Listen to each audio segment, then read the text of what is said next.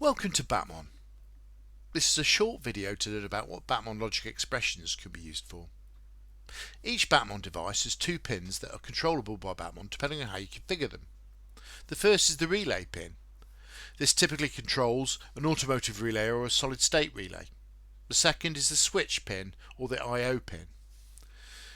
This, when on, gives 3.3 volts out, and when off gives 0 volts out, so could control a solid state relay, or we could make it an input pin and use that to observe the status from external equipment, but more about that later in another video. You can use the BatMon iOS or Android apps to simply change the state of the relay or I/O pins to on or off. Or you can use logic expressions to control the state of the connectors dynamically and automatically. Let's jump into this by giving you an example. Note, I'm recording this on a web page view of the logic configurator for demo purposes, but it's identical in the app. OK, now I want to switch a normally off relay so that I can turn on a battery charger when the 200 amp hour lithium battery I've got in my office gets low. Now I have solar in my office, but in winter months I need to top up on power from the grid. And the way I'm going to determine that the battery is low is a safe parameter of 70% depleted.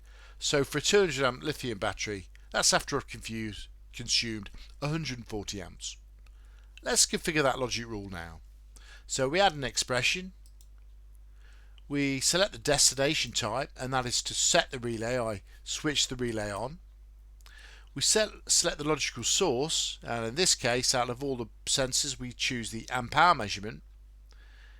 And then the compare type is if it is less than, and the value is minus 140 amp hours. OK, so that's configured the setting the relay on. I have a 25 to 30 amp battery charger, so I want to keep that on for say 6 hours to ensure that the battery gets topped up fully. So let's configure that. So to add another expression, for this time I want to clear the relay, and I want to clear the relay after 6 hours.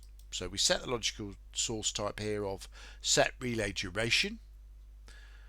We select the value is equal to, and we'll set the duration to 6 hours.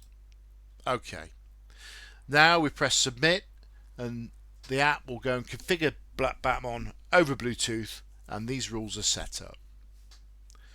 OK, so to summarise, we can see from this example how we use simple logic to convert BatMon sensor values into a real-world effect, switching a relay. This simple concept has opened up an extremely powerful toolset that complements BatMon's original purpose, which is to monitor batteries and things that use batteries. We've now introduced automation. Logic expressions can be set up on any BatMon sensor value, so the use cases here are endless.